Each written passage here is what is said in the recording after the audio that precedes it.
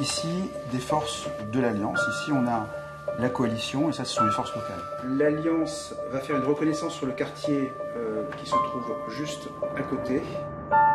Un jeu de guerre, un wargame, c'est un modèle d'un environnement souvent complexe, dans lequel on essaie de comprendre quels sont les ressorts d'une crise, les jeux d'acteurs.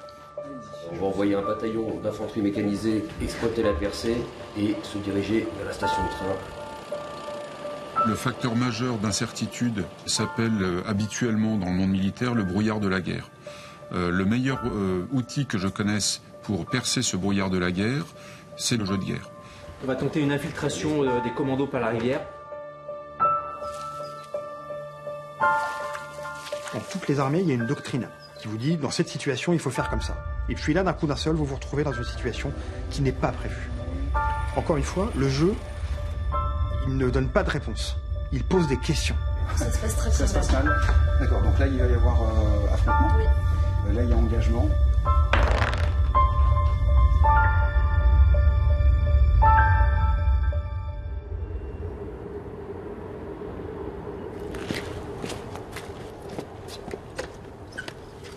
Le commandant Antoine Bourguillot est l'un des rares spécialistes du jeu de guerre en France.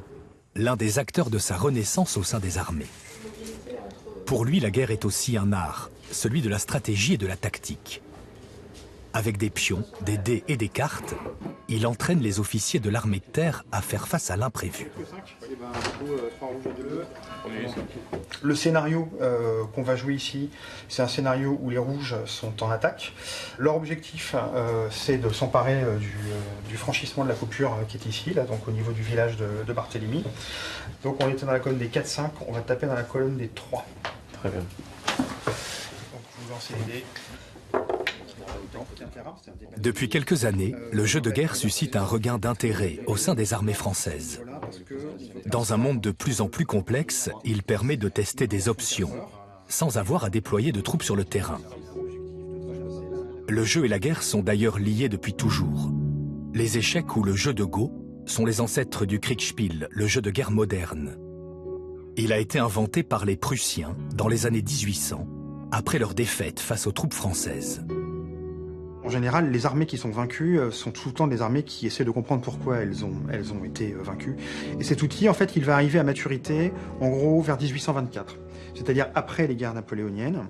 On utilise une carte topographique, on utilise des pions, et puis, effectivement, on utilise les dés.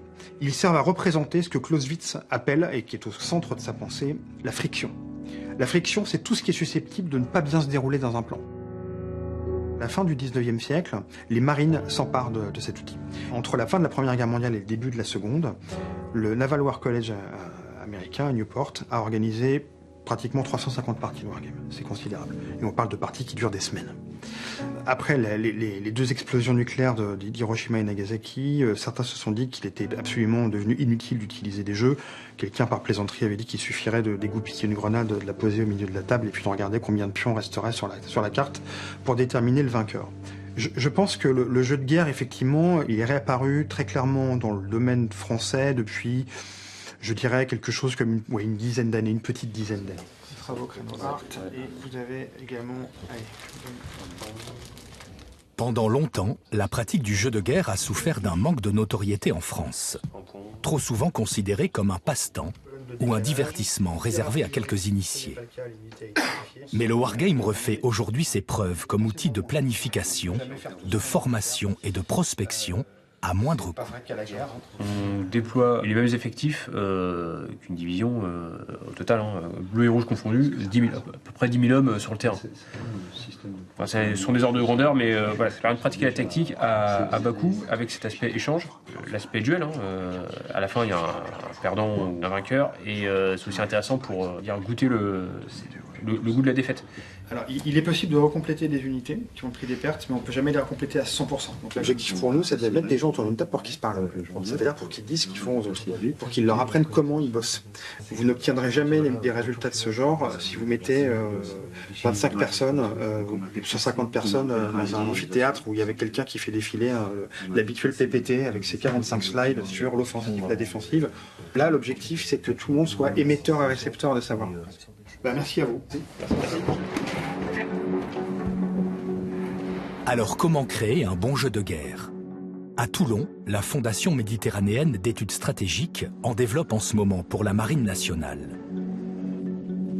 Pierre Razou fait partie d'une petite caste, celle des créateurs de wargames. Ils ne sont qu'une poignée en France. C'est un art complexe, un travail d'équilibriste pour modéliser des zones de conflit et trouver les thèmes stratégiques qui intéresseront les armées. Typiquement, un wargame aujourd'hui aéroterrestre sur l'Ukraine, bien sûr que ça va intéresser plein de gens. Un wargame sur assaut sur Taïwan ou sur la prochaine guerre de Corée, oui, bien sûr, ça peut intéresser les gens. Un wargame sur le Moyen-Orient, c'est d'ailleurs pour ça que à l'époque j'avais conçu Fitna. Ça, c'est certain que ça va intéresser des gens. Ensuite, vous avez des situations où on vous passe une commande. La marine nous dit, voilà, on aimerait que vous nous fassiez un wargame qui serve à éduquer en termes de flexibilité nos équipages, nos officiers. Quels vont être les éléments clés dans une éventuelle confrontation?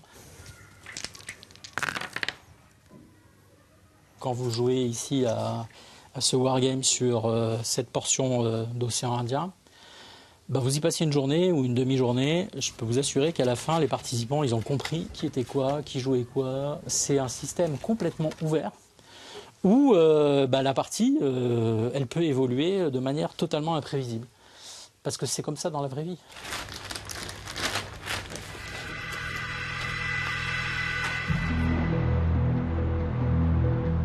Les jeux de guerre sont pratiqués jusqu'au plus haut sommet de la hiérarchie militaire. Plusieurs fois par an, le chef d'état-major des armées tient à participer à des wargames sur les situations les plus tendues du moment. Aujourd'hui, le jeu Flashpoint Baltique, développé par Patrick Rechtman et les équipes du CICDE, le Centre interarmé de concept, de doctrine et d'expérimentation.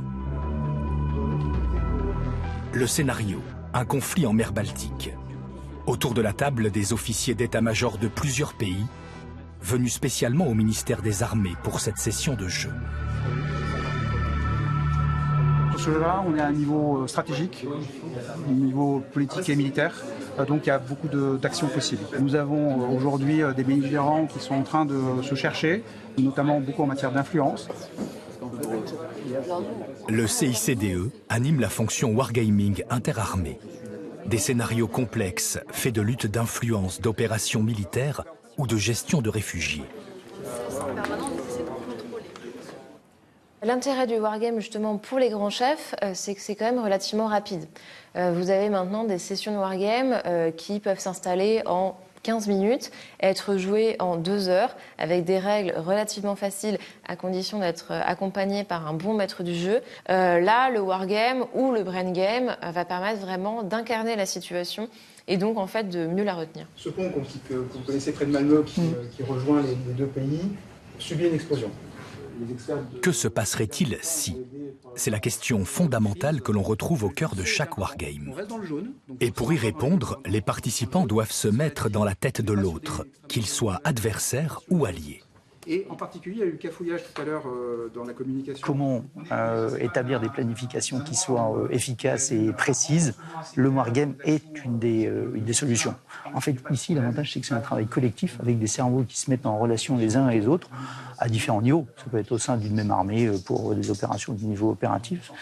Ici, en fait, on le voit, c'est avec nos amis qui vont pouvoir mieux comprendre la situation collectivement, voir l'expliciter entre eux, mais aussi mieux comprendre les réactions des uns et des autres et comment combiner. Et ça, c'est un avantage qui est décisif. Tout le monde a parlé, très bien, c'est parfait. On va entamer le tour 3. Et alors Pendant des heures, le maître du jeu va faire évoluer le scénario pour tester les réactions des deux camps, pour les pousser dans leur retranchement. C'est l'un des grands bénéfices du jeu de guerre, lutter contre l'aversion naturelle au risque. Dans l'environnement protégé qu'est le jeu, les participants vont faire preuve de plus d'audace dans leurs choix tactiques ou stratégiques. Très concrètement, aujourd'hui, il faut être capable de prendre des risques. Si on ne prend pas de risques, en fait, on a beaucoup de mal, on est toujours en retard et en fait, on n'existera pas. Il faut impérativement qu'on prenne des risques, mais prendre des risques, c'est pas faire n'importe quoi. Je pense qu'un wargame permet de réduire la part d'incertitude dans le risque qu'on prend. Donc ça, le wargame est aussi quelque chose qui est essentiel, et donc pour moi en particulier. Dès 2021, le chef d'état-major des armées a intégré le jeu de guerre dans sa vision stratégique. Cette année, un centre français du wargame va également être créé pour fédérer les initiatives.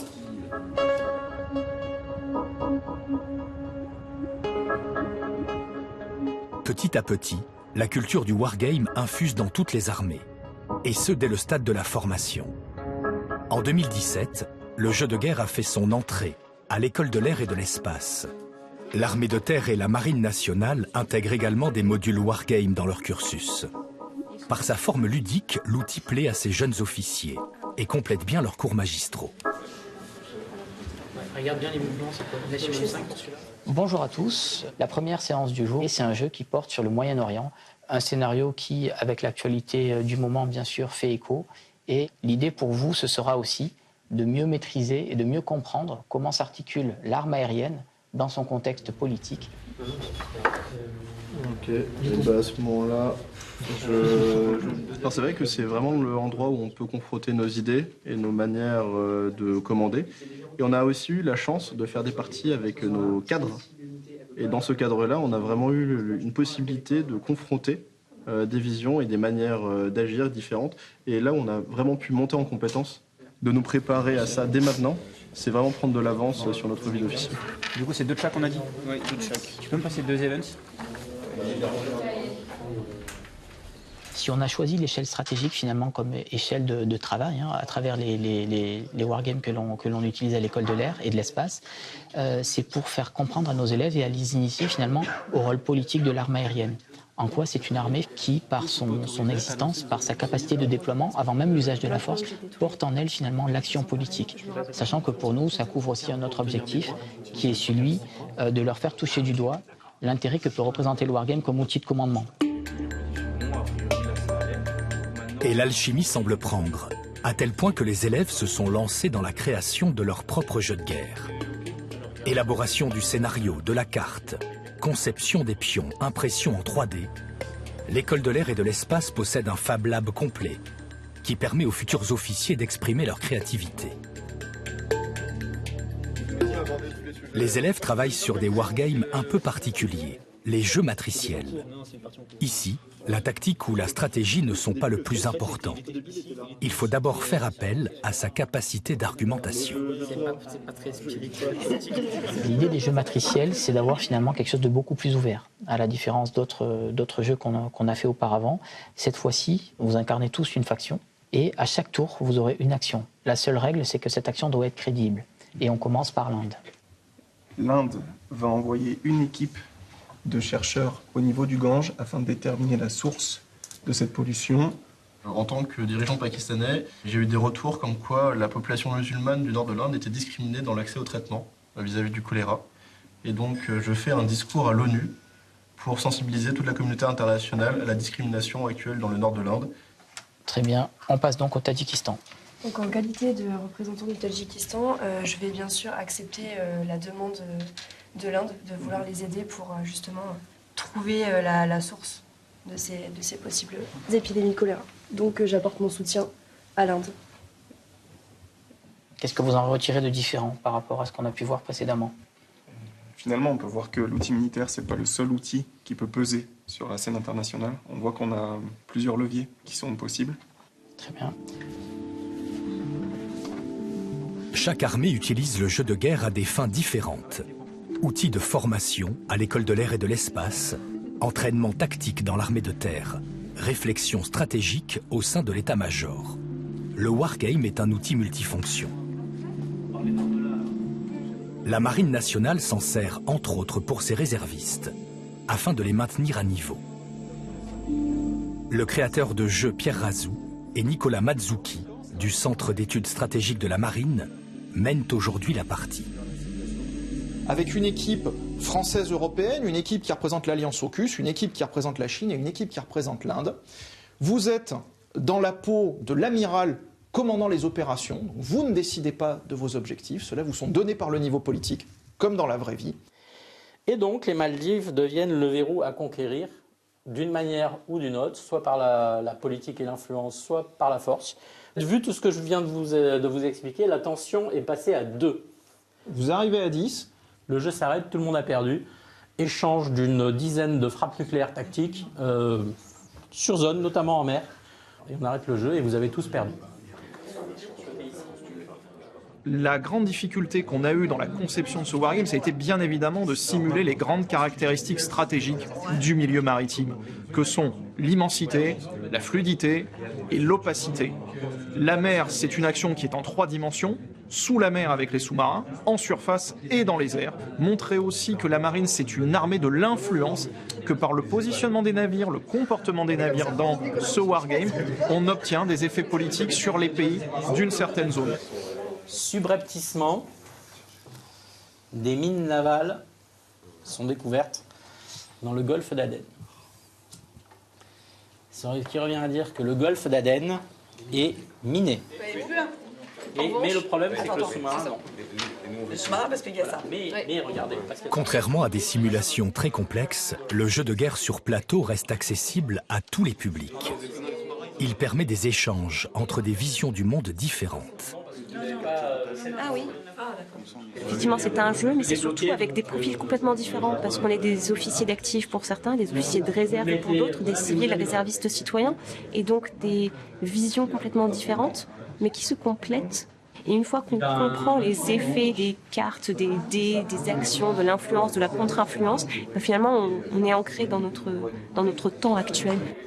La meilleure performance, malgré tout, ce sont les États-Unis, qui ont pris le contrôle de 2 États quand même, un clé et l'autre mineur. Mais juste devant eux, les Chinois qui ont fait quand même des bons coups puisqu'ils ont récupéré les Maldives, même s'ils n'ont pas pris d'influence, jouent avant-dernier. Ok, bon bah donc, bon appétit, on va sûrement se croiser. Donc rendez-vous 13h30. Simple et peu cher, le bon vieux jeu de plateau est lui aussi en train de vivre sa révolution numérique. Voici le Wargame version 2.0, mis en place par la Direction générale de l'armement et son centre d'analyse technico-opérationnelle de défense, le CATOD. Des jeux très complexes avec des centaines de paramètres et d'interactions possibles. L'objectif du jour, s'entraîner en vue d'une rencontre France-États-Unis sur un jeu de guerre entièrement numérisé. Bonjour à tous, du coup merci beaucoup d'être arrivés aujourd'hui pour ce jeu à blanc pour le Wargame franco-US. Donc pour rétablir un peu le contexte pour tout le monde, le CATOD a un accord avec le TRAC américain, un accord d'échange pour améliorer les méthodologies et les outils liés au wargaming. Et on cherche plus à vous faire réfléchir en joint avec les Américains, plus qu'à vous forcer à utiliser un outil pour utiliser un outil. Voilà. C'est pas vous qui êtes au service de l'outil, c'est l'outil qui est au service des opérationnels. L'école de guerre terre a sélectionné une équipe d'officiers pour représenter le camp tricolore. Dans quelques semaines, ils mèneront une offensive conjointe avec les Américains face à un ennemi commun. On a un site ennemi à basculer à l'ouest de notre fuseau, donc on freine plus dur à droite, on freine plus mou à gauche, et à gauche on fait un effort attrition. Ce que je voudrais, c'est qu'il débouche au nord de Lima 3 à partir de 40 heures. Enfin, il nous reste 40 heures. Ce qui fait qu'ils arrivent 5-2, on arrive à peu près à 38 heures ici. Et ici, lui... Ici, la coopération est autant opérationnelle que technologique. Les spécialistes de la tactique et les ingénieurs de l'armement cherchent à anticiper les menaces futures. C'est principalement ce qui intéresse la DGA dans ce wargame. De quel type de matériel vont avoir besoin les forces armées? Et pour faire face à quels défis? Nous, on est plutôt sur les wargames dits analytiques ou capacitaires, donc de préparation de futures capacités ou de futures doctrines ou des concepts d'emploi associés à de nouveaux systèmes d'armes. Ça permet effectivement de bien définir de ce qu'ont besoin les forces, et donc de mettre en situation les décideurs et effectivement, à partir des résultats qu'on exploite, de définir des orientations et des choix. Je vais juste identifier pour vous différents personnages qui peuvent vous aider. Il s'agit de modéliser les capacités de demain. Le jeu de guerre entre ici dans sa dimension prospective. Analyser des besoins opérationnels futurs pour mieux préparer les programmes d'armement, seul ou avec ses alliés. À quel endroit là? Celle-là là? Oui. Les États-Unis et la France ont deux façons, des fois communes, mais des fois disjointes de fonctionner. Donc ça permet d'en apprendre sur l'autre et de découvrir peut-être aussi des nouveaux moyens de collaborer ensemble sur ce type de conflit dont on n'avait pas forcément encore découvert l'existence. Et ça peut aussi mener à des projets de développement technologique commun pour faciliter justement ces collaborations. Donc on peut parler notamment au niveau de la communication, des systèmes d'information qui sont nécessaires aujourd'hui dans les guerres du futur pour échanger de l'information entre unités. Donc là on va passer à l'arbitrage avec ce qu'on a pu faire déjà paramétrer, comme ça ça va vous permettre de voir comment ça se déroule au niveau du simulateur, au niveau du temps. Les enseignements de ces parties vont aider la DGA à préparer les programmes de demain, en lien avec les opérationnels. On va explorer cette solution, je garantis. Imaginez le futur grâce au Wargame. Le concept a été poussé à son maximum avec le projet Red Team Défense.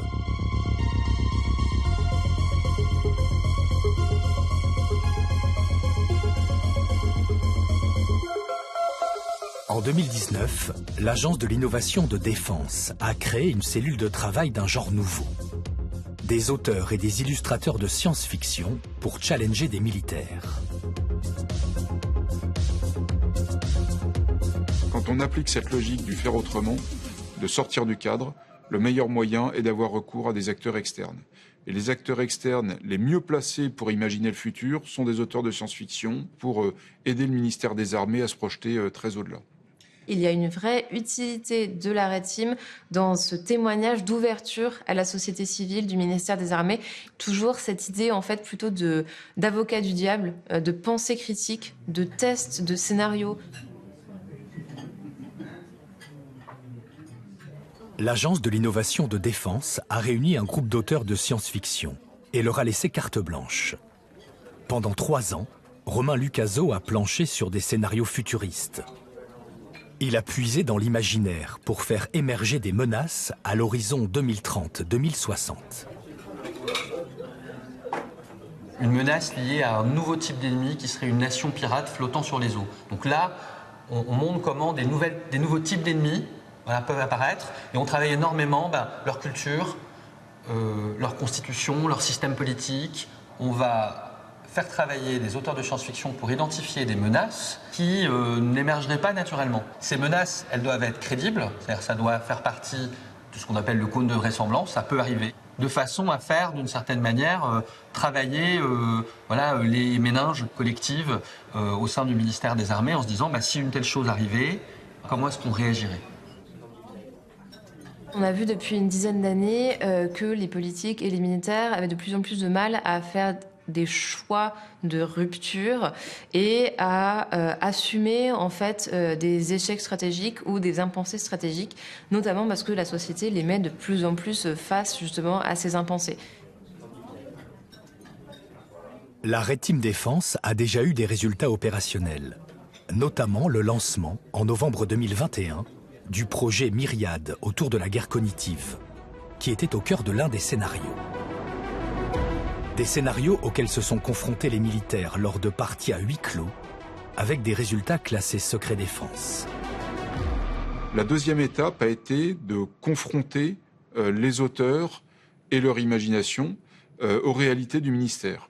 Rien de mieux que la science-fiction pour amener dans une zone d'inconfort. C'est là où la Red Team Défense a toute sa pertinence, c'est de préparer les esprits à des situations inédites qui demandent des réponses inédites.